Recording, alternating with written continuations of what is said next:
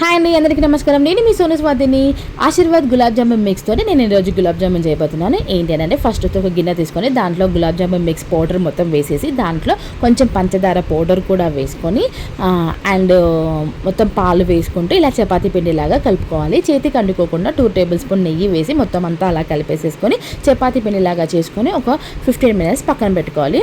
And ఇప్పుడు చక్కెర పాకం కోసం అని చెప్పేసి ఒక గిన్నె తీసుకొని దాంట్లో ఒక కటోర నిండా చక్కెర తీసుకున్నాం అనుకోండి. ఆ కటోర నిండా 2 కటోర నిండా నీళ్లు తీసుకోవాలన్నమాట. అది కొంచెం మొత్తం అంతా ఇట్లా చిక్కబడాలి.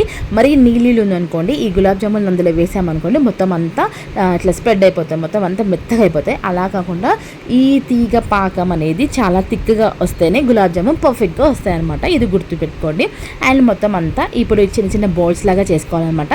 నేను చేసిన మిస్టేక్ ఏంటంటే మనం బాల్స్ చేస్తున్నప్పుడు ఇలా ప్రెస్ చేసుకుంటూ, అంటే బాల్స్ చేసినప్పుడు ప్రెస్ చేసుకుంటూ బాల్స్ చేసామనుకోండి ఇలా పగలకుండా ఉంటాయి. అలా కాకుండా నార్మల్గా మనం అలా ప్రెస్ చేసి నార్మల్గా ఇట్లా చేసామనుకోండి, ఉండలు చుట్టి వేసేసామనుకోండి ఇలా మొత్తం అంతా ఇట్లా పగులుతుంటాయి అనమాట.